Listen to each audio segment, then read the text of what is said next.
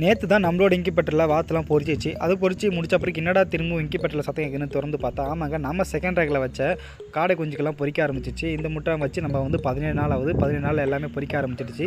கமெண்ட்டில் நிறைய பேர் காடை முட்டை வேணும்னு சொல்லிட்டு கமெண்ட் பண்ணுறீங்க. நம்மக்கிட்ட பார்சல்ஸில் கொரியர் போகிற அளவுக்கு நம்ம முட்டைக்கு காடை முட்டை அந்தளவுக்கு இல்லை. நம்ம ஓன் யூஸ்க்கு மட்டும் தான் வச்சுருக்கோம். ஒரு 200 காடைகள் மட்டும் தான் வச்சுருக்கிறதால நம்மள்ட்ட அந்தளவுக்கு காடை முட்டை கிடையாது.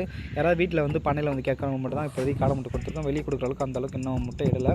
நம்ம காலையில் ஒரு ஃபங்க்ஷன் போகிறதால போயிட்டு பார்த்தா காடை கொஞ்சம் ஒரு 80% பொரிச்சிருச்சு. நாங்கள் இந்த காடை கொஞ்சம் நம்ம தனியாக பூடிங் செட்டை போட்டு விடணும். ஃபஸ்ட்டு பேட்ச் இறக்கி நம்ம ஒரு வாரம் ஆகுது. திரும்பி அதுக்கு அடுத்த பேட்சுக்காக தான் நம்ம இந்த காடை மட்டும் கனெக்ட் பண்ணி ஒரு வாரத்துக்கு அப்புறம் வச்சுருந்தோம். ஏன்னா ஃபஸ்ட்டு பேட்ச் காடைகளை விற்றோடனே அடுத்து நம்ம இதை விற்கணும். அதுக்கேற்ற மாதிரி தான் ஒரு 4 பேட்சாக தான் ஒரு மாதத்துக்கு அந்த மாதிரி தான் விடலும்னு சொல்லிட்டு இருக்கோம். இது மட்டும் போதாது, இன்னும் நாங்கள் காடை ஆர்டர் கொடுத்துருக்கோம். இந்த காடையும் வந்தவுடனே நம்ம இது எல்லாமே ஒன்றா விட்டு வளர்த்துடலாம். இப்போ பொறிக்கிட்டு இருக்கும்போதே ஒரு காடை முட்டையிலேருந்து குஞ்சு வெளியே வருது பாருங்கள், இவ்வளோ சூப்பராக வெளியே வருது அப்படின்னு சொல்லிட்டு.